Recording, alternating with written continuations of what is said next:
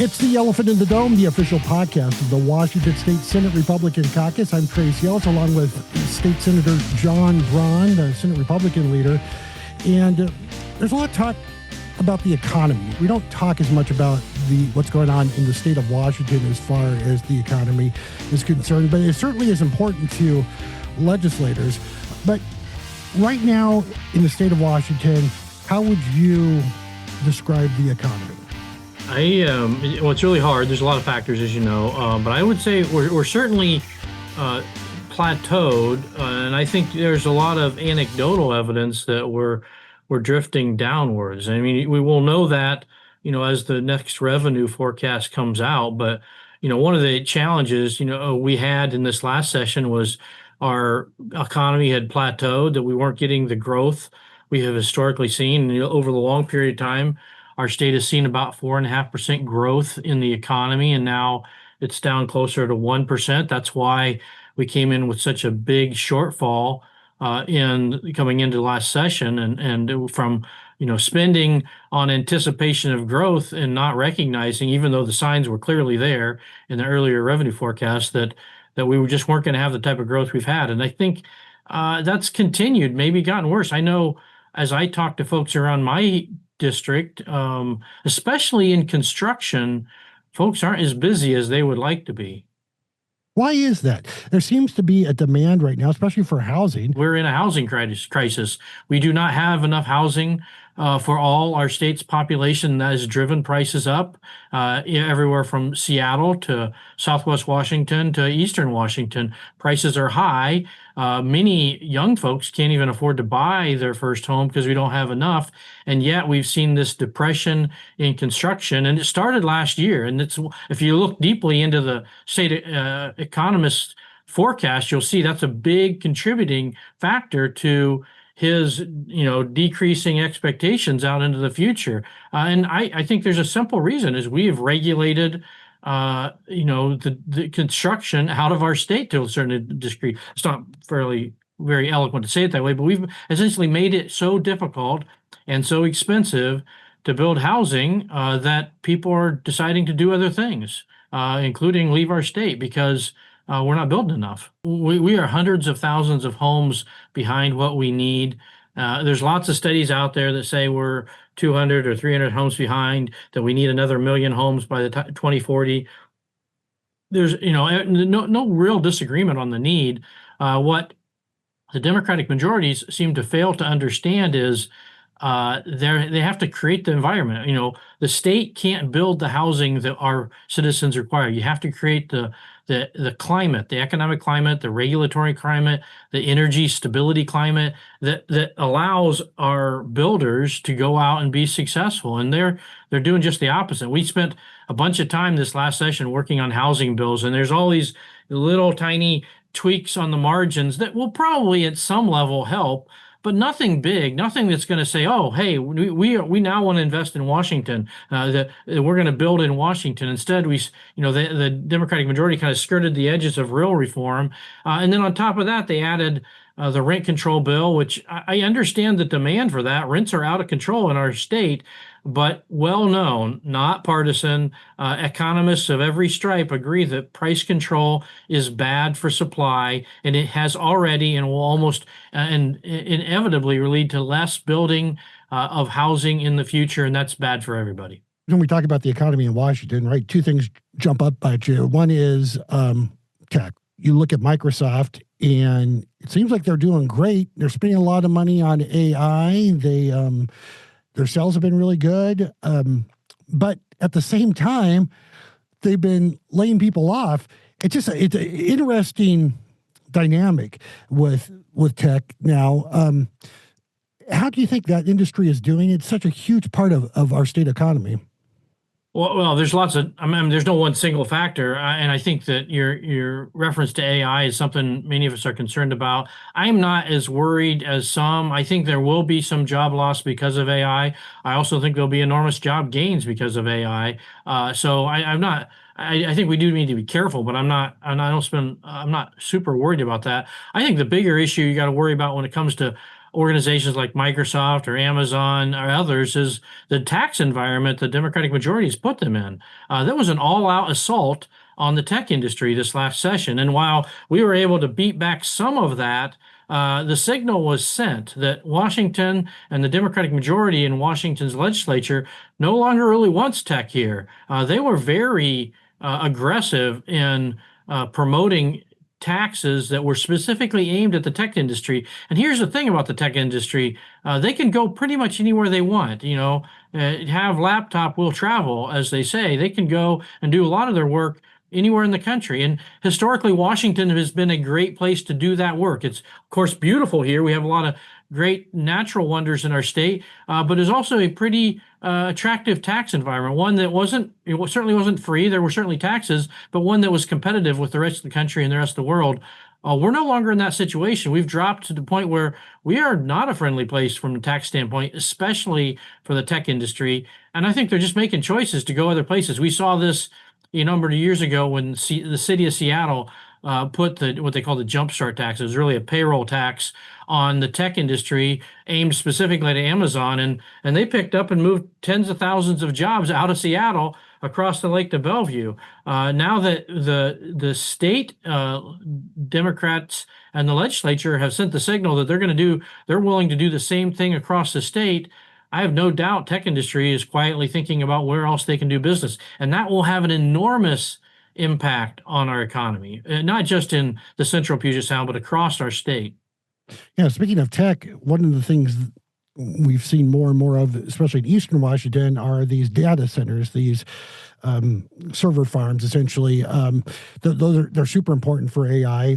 There's going to be a lot more of a need for them, and they need energy, right? And one of the attractive things about Washington is we have the fairly inexpensive hydroelectric energy.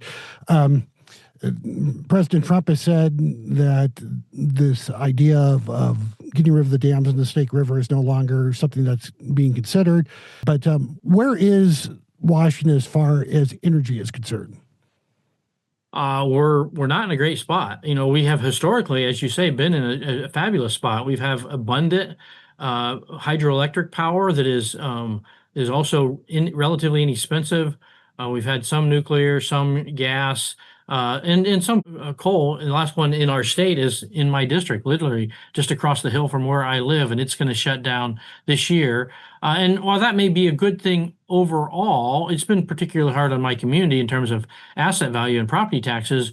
But the most important thing for long term for Washington and Washingtonians is that we have adequate energy supply over the long term. And frankly, the Democratic majority continues to stand in the way of that. We are frankly going to be in an energy crisis. Maybe some would say we already are, because we keep taking kind of legacy power offline, either in our state or like we used to get a lot of power from Montana. We've taken a lot of that offline and we have not replaced it. There's all this talk about we're going to replace it with solar or wind power, but the truth is we're not there yet. We're not even close to there yet, and we're faced with real shortages in the near future. And that's before you even talk about AI and the data centers necessary to run that. And so I think we got a real problem. We have not been responsive. It is hard to build big projects in Washington. Our government has made it difficult, costly, and timely. And we have a lot to build if we're even going to keep up, let alone get ahead. So I got real concerns on the energy front. I think that's going to affect our economy. And when just wrapping this back to data centers have, of course, they're important whether you're doing something on your mobile phone or your computer, if you're using AI. But they have another really big importance in our communities where they exist. They add tremendous asset value and therefore property tax that supports public services like our counties, our fire districts, our school districts, our library districts are all supported by property taxes, and data centers where they exist are a huge part of that. If we don't put ourselves in a position to continue to build those, and ideally build them more broadly distributed around the state, we're gonna suffer a real setback economically. Boeing seems to be improving. They went through a very difficult time for sure.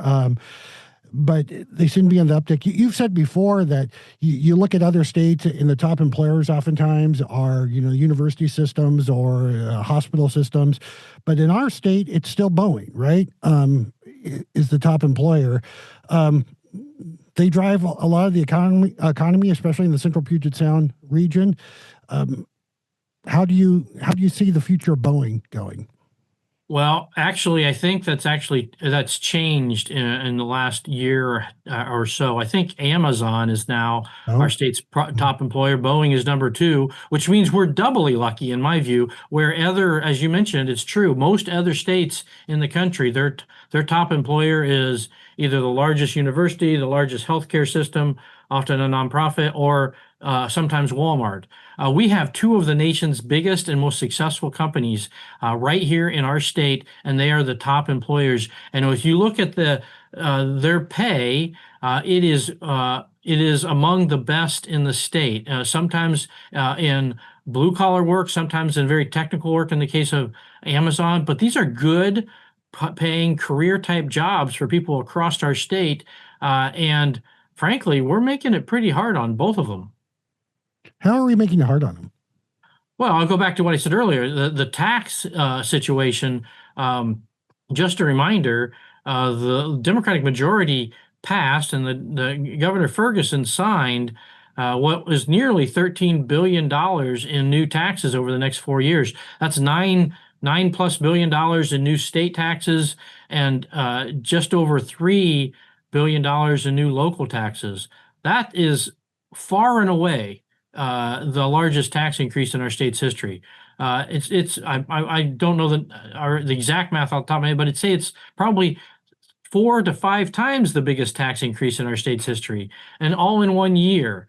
This is a big burden for folks to shoulder, and it's hitting folks at all levels, from tech to manufacturing like Boeing to the average consumer in the form of food prices or childcare prices or transportation or gas. This is a tough thing to put on people who are already kind of maxed out and where an economy had already plateaued, and they laid this enormous new tax burden on. So that's the big thing, and it's a very, very big thing. You hear a lot about people, a lot of people out there who are struggling. Maybe they aren't at that poverty level yet, but they're right on the verge of it, right? And while most people are working, employment has been pretty strong in our state, and wages have gone up. I mean, but still, because of inflation, costs have eaten away at those increases in pay. Two things here. One, is the legislature doing things to make that situation worse for those people? And two, is the legislature going to be able to afford to help those people in the future? Simple answers are yes and no. Yes, they are making it worse every time they pass new taxes, every time they pass new restrictive regulations, every time they change the rules on energy supply or use. It makes it more expensive to live here in Washington. And no, the state can't afford to pay all, to fix this problem. Government is not the solution here. Government has an important role to deliver needed services to vulnerable people, to folks who are truly in need. But if everybody's in need, we simply can't afford it, and that's where we're headed. And this is the part that really motivates me and kind of fires me up, is they continue to do things that attack the working middle class. I mean, it's the folks who aren't getting help from the state, who are shouldering their own burden and going to work every day, raising their kids, supporting their community, and they continue to put more taxes on them, more regulation on them, take more out of them.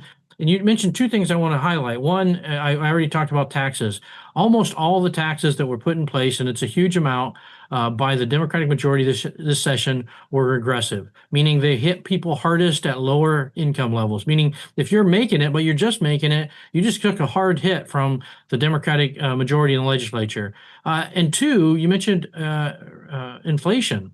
We talk about regressivity when it comes to taxes. What the Democrats don't always understand is inflation is very regressive all by itself. It by far hurts the poor and the working poor the worst, and they continue to do things that are going to drive up inflation. The overspending that we have seen in the last 5 or 6 years from the Democratic majority is a big reason inflation has jumped up so far and so quickly, and that's taken money out of people's pockets. Even as you say, when their wages are going up, wage growth in Washington has been pretty good. We're making progress there. Unfortunately, much of it is being undone because of inflation, additional taxes, and additional cost of living.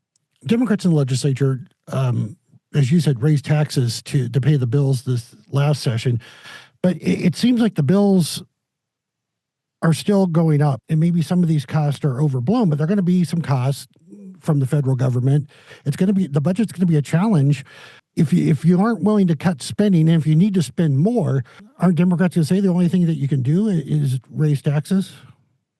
Look, you can't solve the problem Washington State has by raising taxes and spending more. You can't. There's no way to solve an overspending problem with more spending. I think that's pretty common sense. You can't, whether it's your personal budget, your family budget, your business budget, your nonprofit budget, your state budget. If you're overspending, the idea that you're going to spend more and that's going to solve your problem is just wrong-headed. We're going to have to live within our means. And here's the good news. You can do that and still deliver the important necessary services to vulnerable people across our state. You just have to not spend more money. And that's really when you get right down to it, that's what the Democratic majority did this session. We came in with a $6.7 billion deficit over the next 4 years.